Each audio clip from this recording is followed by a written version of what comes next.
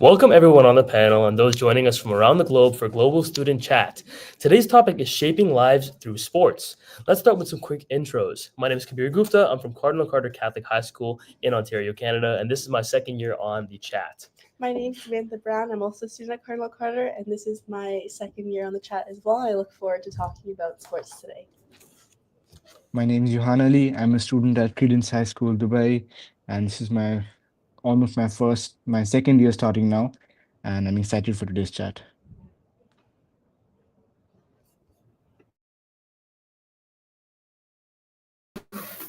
My name is Natalie, and I am in 8th grade, and this is my first year doing Student Global Chat. My name's AJ. I'm in Wrangell, Alaska, and it's also my first year doing Global Student Chat. All right, nice to see everybody here. My name is Michael Drezick, joining from Western New York, outside of Buffalo, and I'm excited to join in as the guest expert on the panel today and share some of my experiences on this topic that I'm definitely passionate about. So thanks for having me on. Thank you so much for joining us today, Mr. Drezick. We're excited to hear what you have to say about sports. But before we start, a few important reminders. If you have any questions or comments, feel free to send them to us in the chat. Just please be mindful and inclusive in your comments, as we have viewers ranging in all ages. Be sure to be respectful of varying opinions. I'm now going to pass it right over to Samantha to discuss our tech talk. So if you're watching us on YouTube, you may sign in with a Google account and use the chat to comment or ask a question. If you have X or Blue Sky, follow the hashtag Global Student Chat to read the ideas, thoughts, and questions shared by others. We will use the question one and answer one format. You can also participate on our Instagram account by responding to the posts. Use hashtag Global Student Chat to add your thinking, get involved in the conversation. Feel free to share your first name and where in the world you're joining from today. If you ask questions, we will bring them to the panel. I will now hand it over to Johan to get us started with the first question. All right. Our first question is, what sports have you played, current or past, and how have they played a role in your life? Well, for me, I play soccer and closely follow Formula One. And soccer has helped me build strong friendships and develop the basic stuff: teamwork, trust, communication skills. Just through this casual sport, it's taught me to rely on others and to work towards a common goal.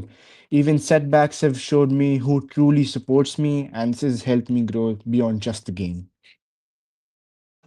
So I've played basketball since I was 4 years old. I unfortunately stopped playing this year to focus more on school, but it played a major role in my life because from such a young age, it's kind of forced upon me some qualities and characteristics that you have to have in your entire life, like throughout your life.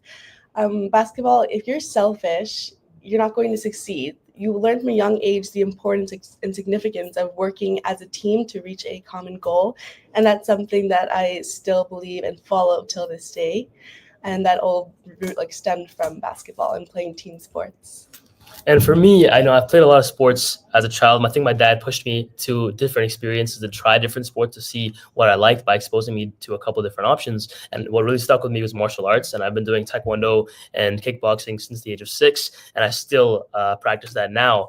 And I really, at first, didn't like it because I felt that I was being pushed into it and forced into it by my parents. But now I realize the value and how many lessons I've learned through that craft. I mean, I think the biggest thing is discipline and showing myself that even if I don't want to do some things, sometimes knowing that they're going to help me and that they're important for me and keep on showing up is a really good lesson. And that's helped me learn so many things throughout my life.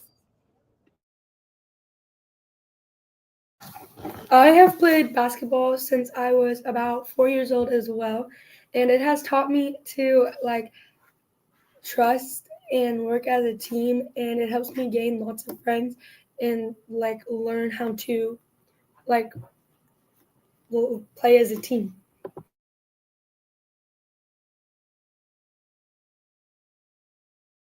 Yeah, all great points. I heard soccer and Formula One and basketball and martial arts, right? And basketball again. And, I think there's a common theme for many of you, right? I heard about the social aspect and the friendships. I know just playing sports through my whole life, still lifelong friends with people that were part of my team as a kid growing up. I heard, Kabir, you referenced maybe wanting to quit at a young age because maybe you were forced into it.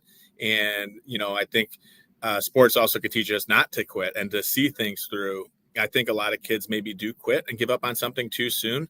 But Sam, I heard you mention, you had to walk away from a sport that you loved and played your whole life to kind of focus on something that you had to prioritize. So I think, even in that situation, though, you're taking those elements of sports that you gained and applying them to your academics, right? Like I know when I've had those coaches in my room that have told me, we're only as good as, or we're only as strong as our weakest link, or there's always someone out there that's willing to work harder than you. How are you going to respond? I think that work ethic really translates.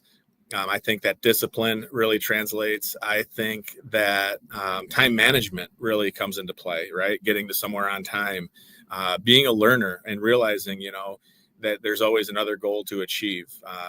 There's always someone out there better than you. And what does that look like, right? Being part of a team, can you look yourself in the mirror at the end of the day and say, I gave it everything I had and I was a good team member. I think those are all really important. I know for myself, I started playing ice hockey. I can still remember the day I got the letter in my school in first grade. My teacher gave it to me. I brought it home and said I wanted to try it. Same thing, got out on skates. Didn't love it, right? Your feet hurt. You're falling down. The ice is hard. But your parents encourage you to keep going. And from there, I played all the way through competitively, all the way through university and the NCAA. So, I was grateful that I didn't give up and grateful that my parents, I think it takes a strong support system as well to help kids stay in sports and compete at a high level. And I think there's nothing wrong with also competing at just the recreational level for fun. And because I think the benefits are there, whether you're at a high competitive level or whether you're just at like a recreational level, everyone's love for the game is still the same regardless. So, that was a big thing for me. You learn a lot of life lessons through sports. And even after you're done playing, as you get older, that love for the game doesn't go away. You're still wanting to watch them on TV or stay connected to your favorite team, and support your friends. And then when you get older, you see your own kids. Now with 2 kids of my own, I've got them in sports because of my experience, and I'm getting to experience it as a parent, which is always fun. Yeah, just to add to one of your really great points is that I find that in sports, no matter if you're top level or a lower level or just as a hobby, you are getting that exposure to see other people working with you. For example, in certain sports, like for example, in martial arts, like I pursued, I saw students who were way better than me and who weren't as good as me. And that exposes me to working with all types of people, from seeing their strengths and their weaknesses and how I can learn from other people. And I think sports is one of the only things that really shows you that. Right, some great thoughts, everyone. Our second question is, in your experience, how important is the role of a coach or a mentor in shaping an athlete's character and life outside of sports? I think a coach definitely does have a huge impact on someone's confidence, discipline, and their general mindset.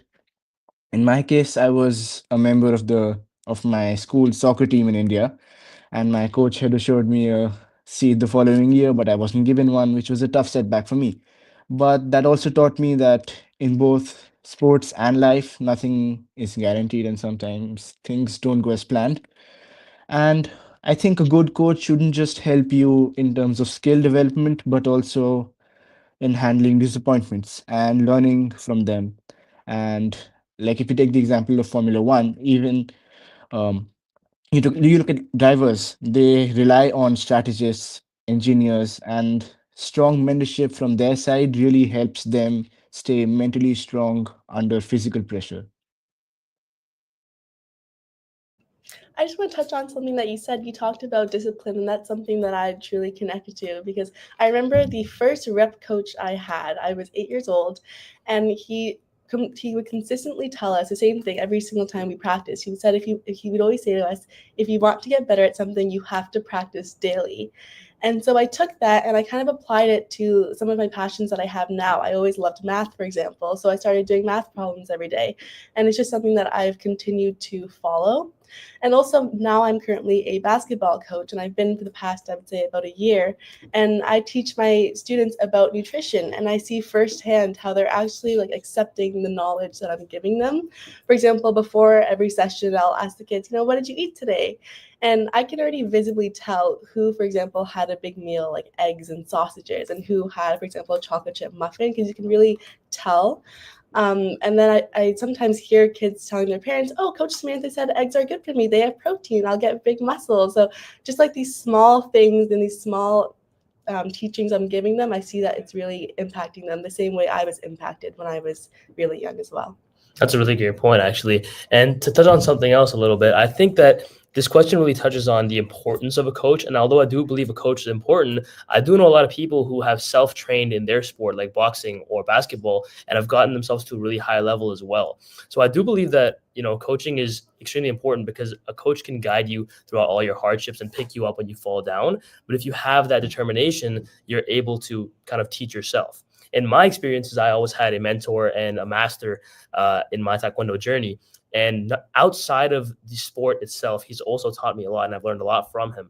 Just his journey of starting off as a student to becoming an instructor of his own, to opening multiple Taekwondo academies, and now he's in different businesses, and he expanded his career path because he started doing Taekwondo at a young age. And that really inspired me to see that it doesn't matter what you take on, as long as you have a huge passion for it and put 100% of your energy into it, you can become extremely successful. I'd like to, something Samantha said kind of like spiked my brain. She said, the more you practice, the better you'll get. And our coaches, we play the same sports, and our coaches always tell us that we have to the more you practice, the better you'll get. And you need experience, and she makes us practice like every day consistently. And I can also apply that to things like math myself. I'm in pre-algebra, and the tests are really hard because I'm not supposed to be in pre-algebra. I'm supposed to be below that. So I have to study every night, and our tests are getting harder because we're going to be high school next year. So it's just easy to apply to my life. Yeah, I mean, all great thoughts here. From the benefits of a coach that has impacted our life to the point that you brought up, Kabir, about, finding your own way and personalizing it through being self-taught. When you look at the athletes at the highest level that maybe have gone into the Hall of Fame in their respective sports and they're giving their speeches, they're usually always going back and thanking a mentor or a coach, or the people in their lives that made a difference that helped get them there. I truly don't believe that any one person can do it all on their own, whatever sport you're doing or whatever you're doing in life, right? You need to lean on someone that can guide you, whether it's a thought partner, whether it's someone that pushes you or challenges you or pushes you out of your comfort zone. I can think, and just like athletes, right? Maybe there's somebody that's I would say poor athlete, but a bad teammate, right? They don't do the right things. They don't, maybe they're, not a good mix in the locker room, right? But then you also have those leaders and those people that step up and do all of the right things. And I think, the same could be said for coaches. There's probably those coaches that go about things in the wrong way, that maybe they're yelling and screaming and just don't know how to get the most out of their athletes. But there's also just incredible coaches out there that drive people to love the sport or the activity even more. So I think it's important that we learn from the coaches that have had, or mentors that have had a positive impact on our lives, and try to apply it. I know myself, I coach a youth hockey team right now. And I'm learning all the time. I never, it's like being that lifelong learner and knowing that you don't know it all and trying to grow as a coach, right? That kind of backfired. I probably shouldn't have done that. This time I'm going to take a different approach, and kind of learning how to navigate those situations. But just I think they just play a huge role in shaping people's lives, because number one, a lot of these coaches are volunteer and they're showing up on their own time just to give back to the game. And I think that, all of you students that are on this call, and I know, Samantha, you mentioned that you had just, starting to get into coaching, and you're probably seeing it through a different lens from the coaching side of things. But it is very, very fulfilling to give back and help, young people, grow a love for whatever it is that they do. All right, fantastic insights from all of you. Our next question is Esports is a multiplayer video game played competitively for spectators, typically by professional gamers. Would you say that esports have the same benefits as participating in traditional sports? Why or why not? Well, I think it depends on the esport. Some, like simulator racing, are incredibly close to the actual thing. The current world champion Max Verstappen, himself agrees that 90% it's the same thing, but they don't offer the same physical benefits or real world teamwork aspects as traditional sports, of course. But then I think they do provide accessibility because people who can't access or afford the real sport, or maybe differently abled individuals, they can still experience that kind of competition and enjoyment. Even during lockdowns, professional athletes turn to esports to stay engaged with their sport, to connect with people of the community of their sport. That shows that although esports are still not identical to traditional sports, they do serve a significant purpose, at least according to me. Yeah, and to add to that, I do agree that esports have many benefits. I personally haven't experienced them, but I'm not a huge esports person, and I've never really watched or played in a lot of electronic video game sports. But I feel that they do have maybe different benefits. The teamwork aspect may still be there, but in a different way. Although you're on your screens a little bit more, not getting as much physical exercise or teamwork in that sense, there are certain aspects to esports that will provoke different thinking traits than recreational sports. So personally, I'll always draw things back to basketball and soccer because those are things that I've actually played. And for me, it's just different because I'm someone that sweats easily, and I do sweat when I play esports. But it's nothing compared to actually being in real time and playing with other people, because then you get to develop chemistry with other people in real time, and you can't really connect like that through a screen. It's kind of like our chat right now. It's really great that we're all getting involved. We're speaking to each other. We get to it makes it accessible to all of us. But it would just be different if we were all together right now and on like a conference table. We'd get more personal. Yeah, that's all. In my opinion, I think esports do have many benefits, as in like using your brain, but like basketball and volleyball and all of the sports, you get more teamwork and physical things, and it helps me stay off the screen, which is personally one of my biggest goals in life. Yeah, just to chime in here, all good thoughts, right? Esports is relatively new, and I think we're still kind of learning as we watch it grow. I know I was kind of shocked to see an esports competition sell out Madison Square Garden. To know that the viewership to have around the same level of viewership to the Super Bowl, it was kind of mind blowing for me to see. I know you brought up the accessibility, and I think that's a really key point. Creating opportunities for those who may not be able to participate in a traditional sport in the same sense. I know I'm right there with you all on the screen time and being cognizant of how much time we're spending on the screen. But when we look at the benefits, I know, Kabir, you had mentioned that they're different, right? There are some similar benefits, but it's also different. I can tell just from going back to the other questions, the communication piece is key, right? I'm actually the esports advisor at my high school. I don't have a strong video game background myself, but I essentially put my coaching hat on and try to help these students leverage those skills in an esports environment. So we have students competing in Rocket League. We have students competing in Marvel Rivals, in Mario Kart, right? Like these video games, which is a lot of fun for these kids. But what I'm finding is when they're doing it in a team environment, when they're not communicating well and working as a team, they struggle at the game, right? So it's like when one person tries to take on too much and be the hero. I'm seeing, we had mentioned earlier about the importance of practice. I think our esports students are realizing that if they don't put in the practice, they're going to get passed by. So I think it's just a really neat thing to see it evolve on this landscape. I noticed that ESPN did a sports science episode on one of the professional esports players, and they actually were tracking his eye movements and his brain activity during a game.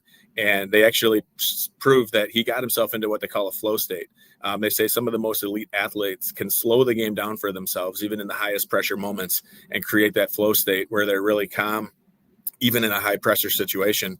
And the decision making also that goes on in a sport, which essentially creates elite athletes, this esports player was also able to do when they were kind of tracking his brain activity and his eye movements to how many decisions he was needing to make between the mouse clicks and which direction he was going to go. And it kind of blew my mind, and I did not look at it in that way until I kind of saw that sports science episode. Normally they're breaking down an NFL wide receiver or a tennis player, and there was the esports guy right on the same playing field in terms of getting some, reach on in the media side of things. So I love where esports is going. I think in terms of benefits, we've actually had a couple of our students get scholarships to university for esports. So if there's scholarships for traditional sports and there's scholarships for esports, I certainly see that as a similar benefit for sure. So all good points, but I love to see that esports is growing in popularity for sure.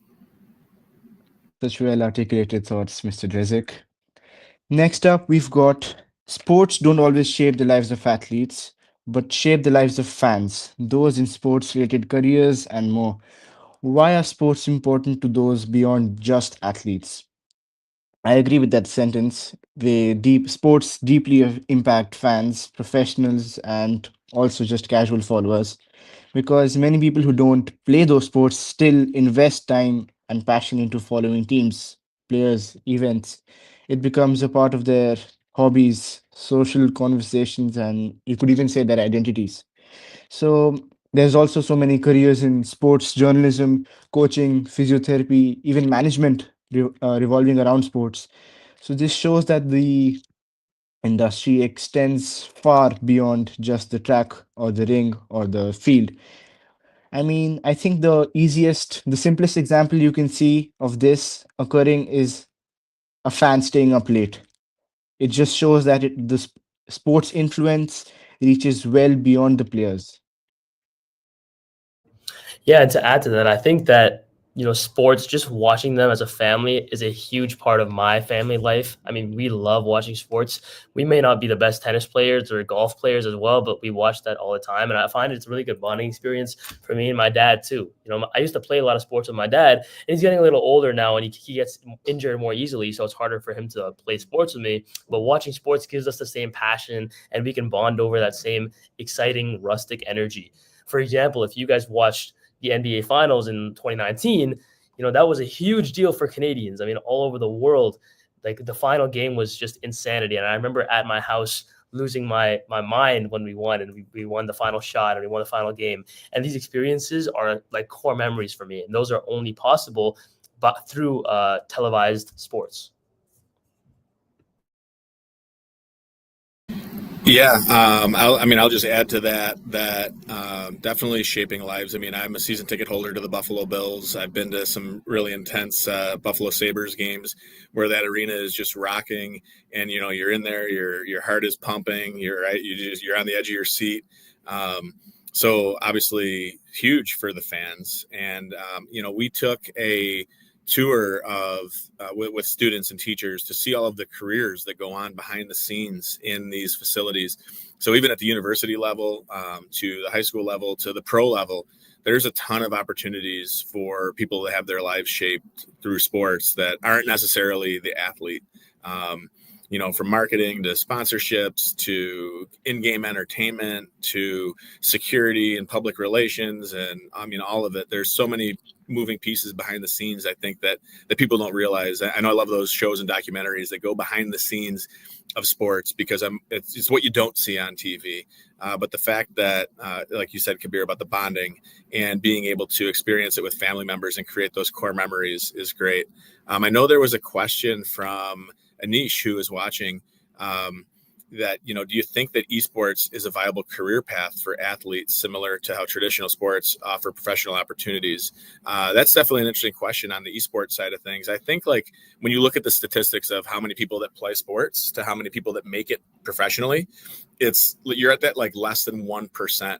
I think esports is the same way.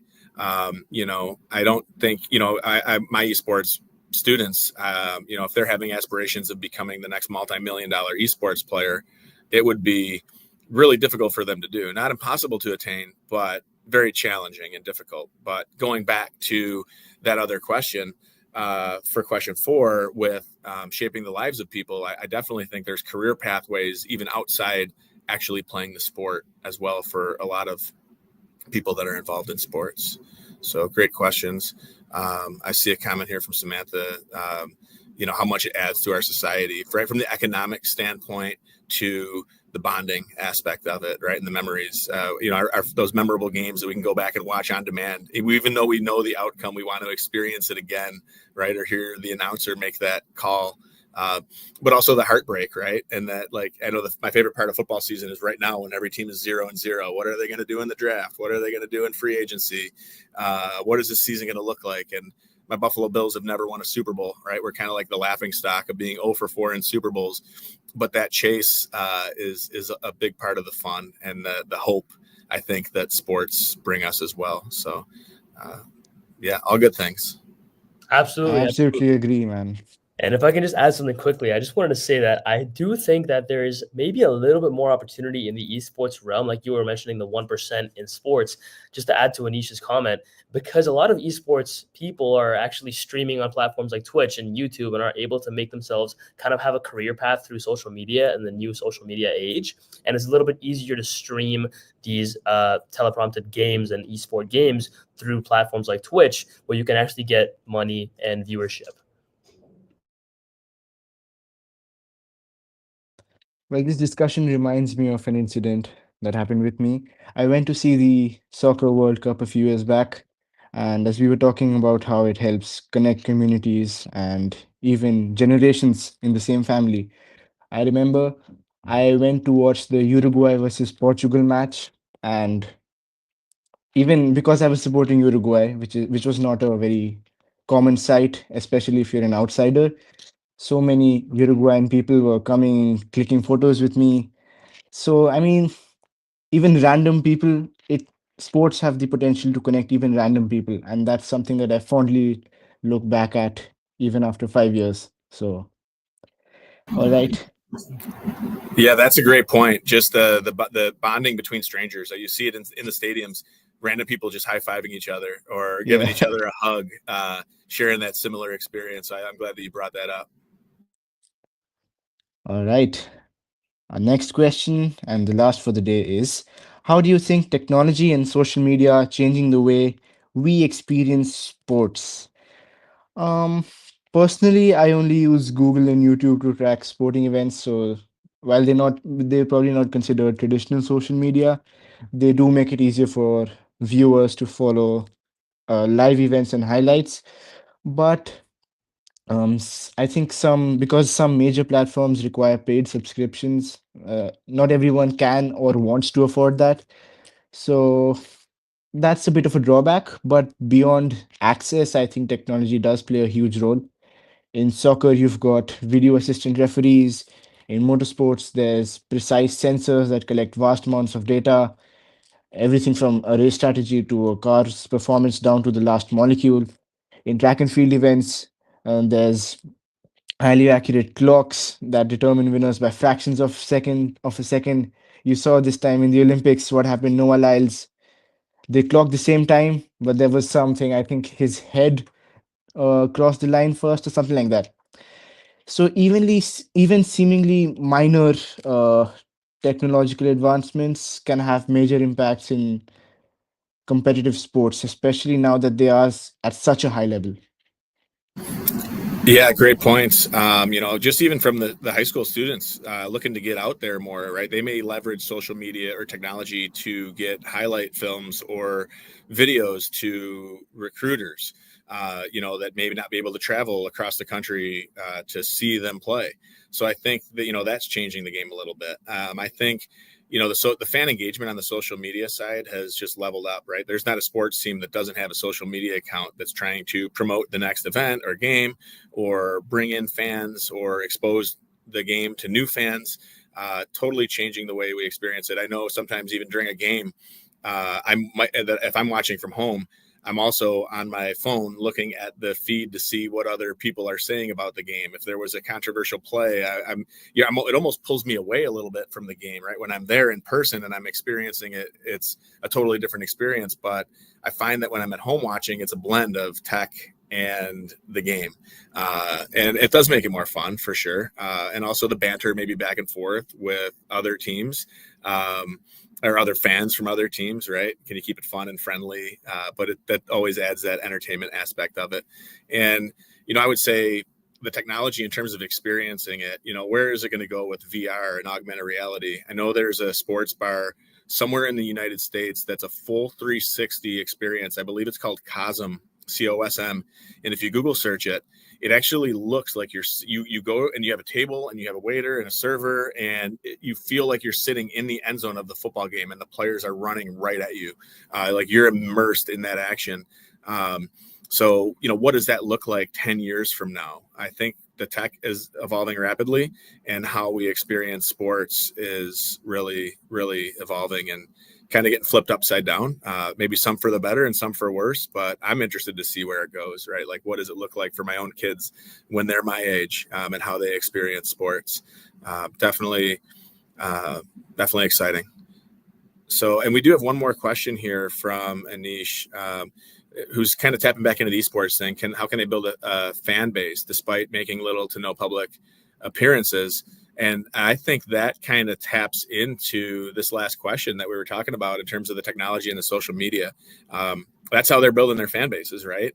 You're not going to do it just from the people that are in your community necessarily. You've got to find that reach, and technology, I think, helps leverage that. Just like this chat is helping get our conversation out to other classrooms and other people that might be tuning in. Social media is certainly helping athletes and esports players get their name out there, and maybe building a fan base. Well, I think the main thing that you can do, apart from just being good at the game as an esports player, if you want to gain popularity, apart from an online presence, I think it would be a good idea to join some kind of a reputed team or organization, because they provide you with an opportunity to showcase yourself. And the biggest um, thing you can take is probably to build a network in the same community, because if you're seen regularly with people who do the same thing just better, it's bound to attract attention. You'll also learn from them, and you're also being featured in their streams and etc etc, all right, that brings us to the end of today's chat. Thank you so much to everyone for joining us today. A special thanks to our guest for today, Mr. Michael Rizek. It was great having you enlighten us with your experiences. I mean, all these questions, we're just offering what we felt in the last 15 years. Most of us are around 15 years, I'd say, maybe. But your experiences, they've really helped us. I would like to request you all to keep the conversation going by answering our slow chat for the rest of the month. Be sure to use the hashtag Global Student Chat so our team can interact with you. We are always looking for guests to join us on panel and for new topic ideas. Reach out to us if you're interested. Please follow us and connect with us on social media. Our website is globaledsschat.com. Twitter is @Global Student Chat, and Instagram is also @Global Student Chat. All of our live chats are available on our YouTube channel. Thanks again for joining us, and we hope to see you next month on April 22nd at 1 p.m. Eastern Time, when we will be talking about Earth Day and sustainability. Thank you.